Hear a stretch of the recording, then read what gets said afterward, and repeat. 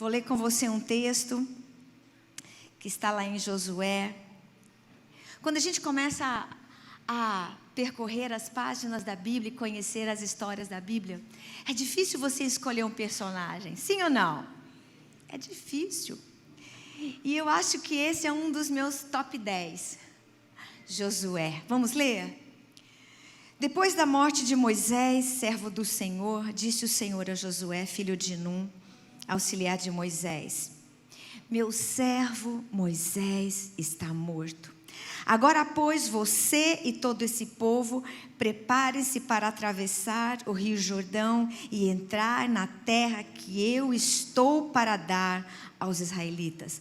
Como prometi a Moisés, todo lugar onde puserem os pés, eu darei a vocês. Seu território se estenderá do deserto ao Líbano, do grande rio Eufrates, toda a terra dos hititas até o mar grande no oeste. Ninguém conseguirá resistir você todos os dias da sua vida. Assim como estive com Moisés, estarei com você. Nunca o deixarei. Emanuel, Deus conosco.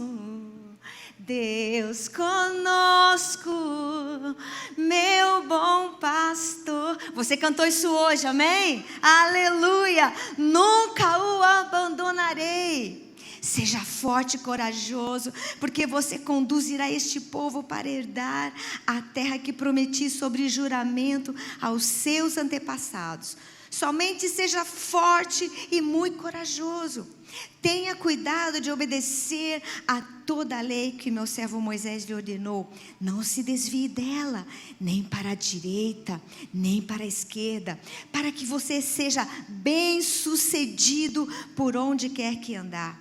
Não deixe de falar das palavras desse livro da lei e de meditar nelas de dia e de noite, para que você cumpra fielmente tudo que nele está escrito.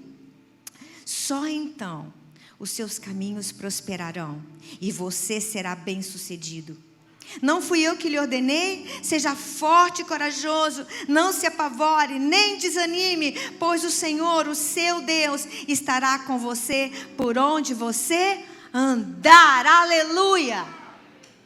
Queridos, é um texto poderoso. Josué nasceu no cativeiro, ele nasceu no Egito. Ele nunca teve a experiência de ter uma terra sua, um lugar seu. Mas ele viveu um momento incrível da história de Israel. Deus levantou Moisés, e através da direção de Moisés, da orientação do Senhor, Josué ali do lado dele, manja, ajudante. Gente, que coisa incrível deve ser ajudante de Moisés, né? Pai eterno. Eu nem ia dormir, eu ia andar maravilhada assim. E Moisés ali, aquele homem, e manda isso, manda praga, e pai, Josué ali. Uau! Acompanhou todo aquele tempo ali junto. A vida de Josué era olhar para o seu mestre Moisés e falar: Senhor da glória, eita homem de Deus. Quando, após rodearem o deserto, quando Deus colocou todo o povo diante da terra prometida, era a promessa de Deus: vou dar um lugar para vocês morarem com a sua descendência, terra que mana leite e mel. A primeira vez que Josué chegou ali com Moisés, não deu certo. O povo não quis entrar. Os espias que foram com eles falaram: não, é isso, é aquilo, é muito problema, muita dificuldade. Eles não entraram. Só Josué e Caleb ficaram firmes e acreditaram na promessa de Deus. 40 anos depois. Se você tem 40 anos, pensa, quantos anos você tem? 40 anos? Eu tenho 40 e mais. É um pouquinho mais que eu. 40 anos depois, estava lá Josué. Toda aquela geração da idade dele não pôde presenciar este momento que ele estava vivendo. Somente Josué e Calebe. Todos os outros morreram no deserto, porque eles não acreditaram na promessa de Deus, não tiveram fé suficiente para herdar essa herança. E de repente estava ali Josué. Eu dei um pano de fundo para você se colocar ali naquela história, porque quando a gente lê a história, a gente não se coloca às vezes no lugar do personagem. Imagina você agora, diante de uma grande responsabilidade, diante de uma grande tarefa. Eu estaria morrendo de medo, eu estaria cheia de dúvidas, eu estaria falando: ai Deus, manda o Pedro, manda o Paulo, manda-nos Maria Clara. Eu não. Mas Deus olhou para ele e falou: Josué, sabe, queridos, deixa eu falar para você uma coisa. Todas as vezes que você estiver numa situação difícil, quando você se colocar diante do Senhor e falar: Deus, me ajuda, Ele vem. Porque Ele é o quê? Emanuel. Nós vamos sair daqui hoje crendo nisso, amém? Ele é o Deus conosco. Ele é o nosso bom pastor, nada vai nos faltar. Toda vez que você prostrar o seu rosto em terra, Deus vem. Aleluia. Mas sabe, era um novo ciclo na vida daquele homem. Era uma nova etapa que ele tinha que transpor. E Deus já começa falando com ele: Josué, meu servo Moisés é morto. Queridos, quantas coisas aconteceram de 2 anos para trás? Quantas pessoas partiram? Quantos projetos morreram? Quantos sonhos morreram? E Deus precisa levantar uma geração agora de homens e mulheres que estão preparados para cruzar esse rio e dizer: tudo bem, morreu, mas agora é a minha vez de tomar posse da herança do Senhor. Talvez Josué estava vivendo no passado e falando: oh, e agora, o que eu vou fazer? Estou sem meu grande líder, estou sem a minha referência. Talvez você está vivendo dias difíceis e você só consegue olhar para o passado, só consegue olhar para situações difíceis. E o problema, saiba de uma coisa: assim como Deus foi com Josué, Deus é contigo. E eu quero convidar você para uma transição na sua vida hoje. Transiciona, meu querido. Aleluia. Sim, Deus. Aleluia. Era um momento de transição. Você já teve um momento de transição na sua vida? Já? Nós já tivemos momentos de transição difíceis. Uma delas foi quando a gente namorava, né, marido? Faz tempo, não... Gente, semana que vem eu vou completar 40 anos de casado.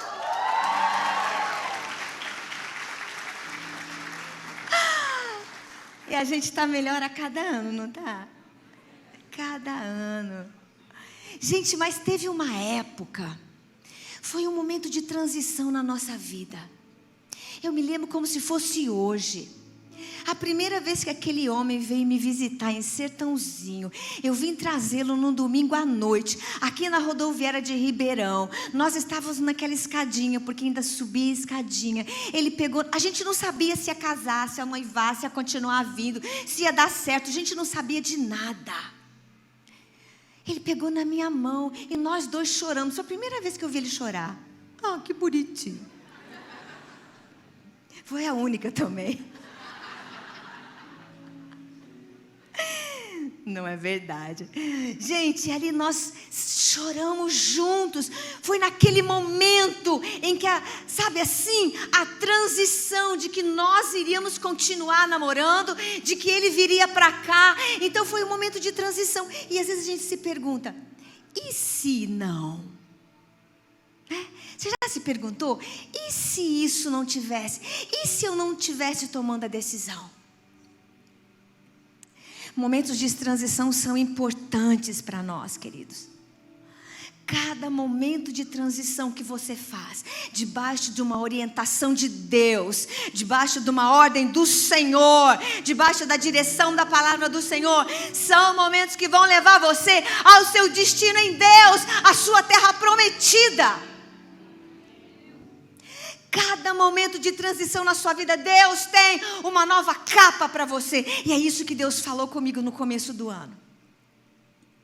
José, Deus tinha um grande projeto de vida para José.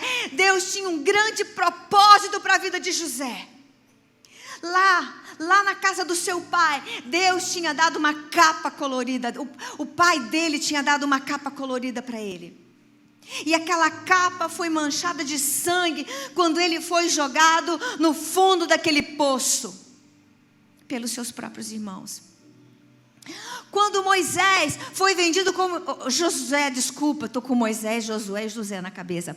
Quando José foi vendido pelos seus irmãos para Potifar, para ele ser escravo de Potifar, ele também tinha uma capa nova, tanto que a capa que ele usava na casa de Potifar, quando ele foi assediado pelo pecado, ele abandonou e saiu correndo. Leia na sua Bíblia que você vai ver que coisa incrível. Por isso José foi levado para a prisão e Deus continuava transicionando José para o propósito que Deus tinha para ele.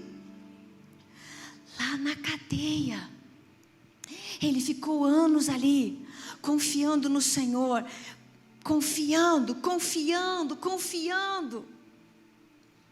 E certa vez, quando o faraó teve um sonho, faraó mandou chamá-lo. E se você quiser ler a história, lê na sua casa, tarefa para a semana, tá bom?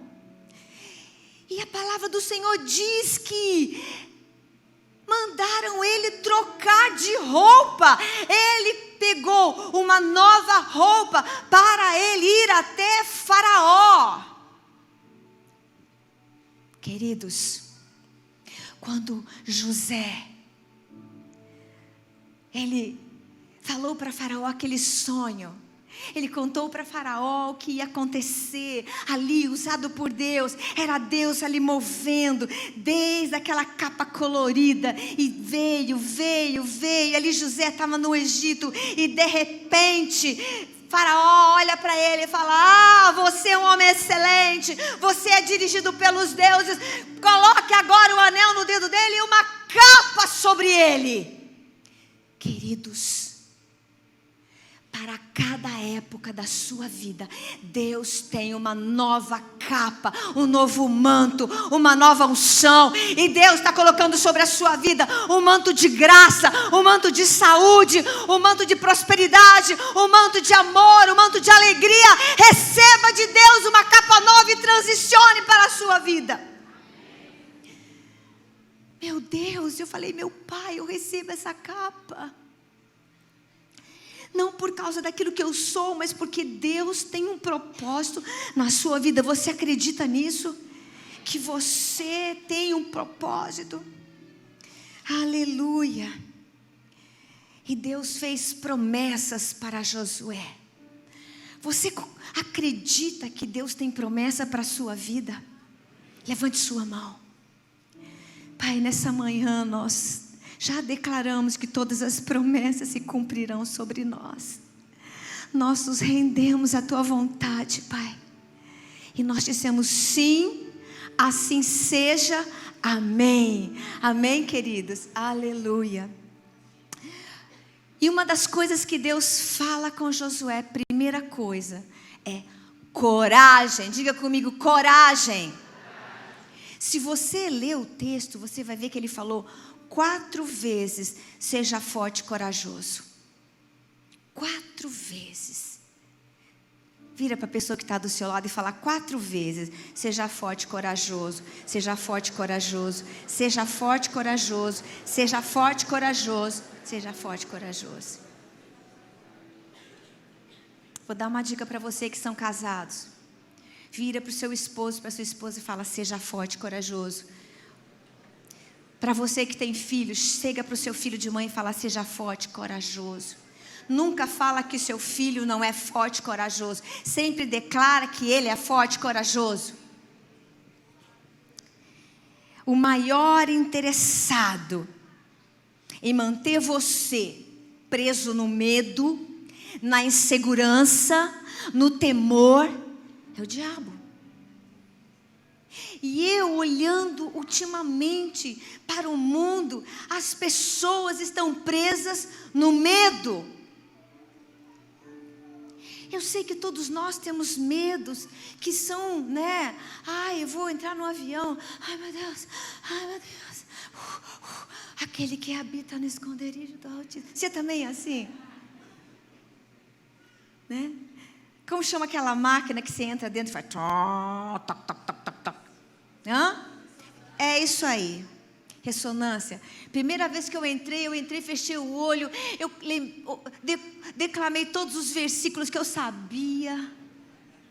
Eu orei em línguas. Aí quando eu fiz assim, eu vi que a luz estava acesa. Já estava acabando, a dona falou assim, já acabou. Eu abri e falei, a luz está acesa. Aquele medo de entrar naquela máquina sufocante, aquele medo. Tem medo, queridos, que são plausíveis, que são, até a gente entende. Mas as pessoas estão com medo de tudo hoje. De tudo. E como eu trabalho com crianças, eu tenho visto as crianças absorverem os nossos medos. Certa vez tinha uma criança chorando na sala de aula. O que foi? Eu estou com medo do meu pai perder o emprego. Olha só, uma criança de 6 anos, isso é preocupação para uma criança.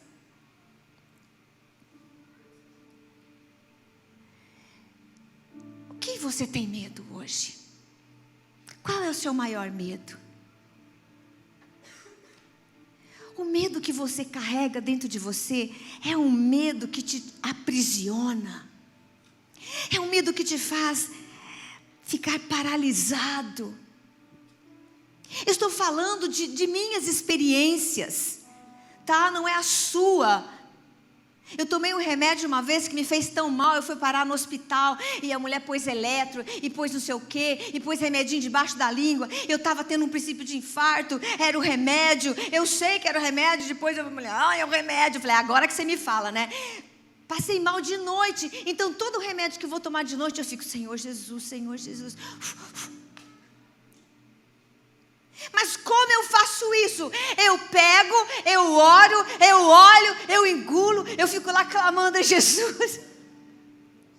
Mas eu tenho que vencer esse medo. Vocês concordam que você precisa vencer muitos medos que estão dentro de você? Medo de ficar desempregado, medo de ficar solteiro.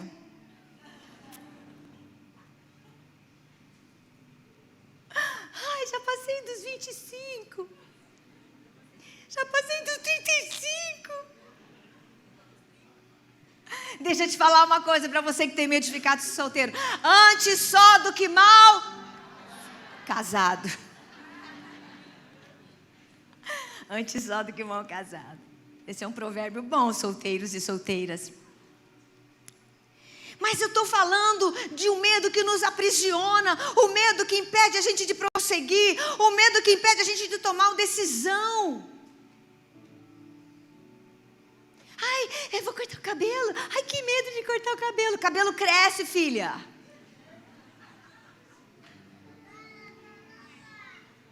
Ai, que medo. Tirei a carteira. Ai, que medo de dirigir. Oxi. Esses dias eu vi um carro falando assim, se você tem medo de dirigir, nós te ajudamos. Eu falei, será que é motorista particular? Não, ele faz treinamento para quem tem medo. Eu falei, que bacana. Não é assim? Ai, eu tenho medo. Gente, quantos o mundo quer colocar um fardo de medo na sua vida? Então fala, eu sou corajoso. Transiciona. O medo tem sido um adversário de muitos de nós aqui hoje. E sabe, Jesus nunca disse que seria fácil. Mas Ele disse que estaria... Emmanuel, vou ter que cantar de novo isso. Música poderosa, né? Ele sempre disse que estaria conosco. Outra coisa que Deus disse para Josué: Josué, tenha foco na minha palavra. Ele disse assim: fale dela. Sabe, querido, a gente fala tanta abobrinha. Você ficar na fila do mercado, você ouvir tanta gente falando abobrinha. A gente às vezes levanta já falando abobrinha. Abobrinha é gostoso. Vamos falar outra coisa, chuchu? Não sei o que você quer falar, mas na verdade, se a gente usasse a mesma quantidade de palavras que a gente tem, se a gente usasse isso falando a palavra de Deus, o mundo espiritual seria outro. Nós já levantamos, nossa, segunda-feira, nossa, que salário mocorongo. Nós já estamos, sim ou não? A gente faz isso. Às vezes a pessoa emagrece 100 gramas, nossa, não emagreço nada.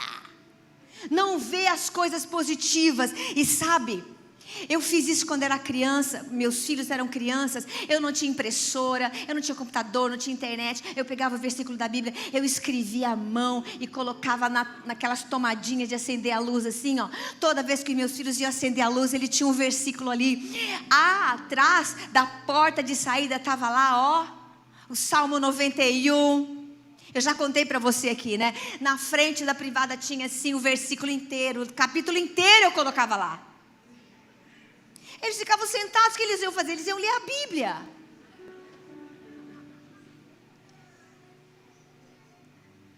Por que os nossos filhos passam muito tempo né? E não passam lendo versículos e a palavra de Deus? O que nós estamos projetando?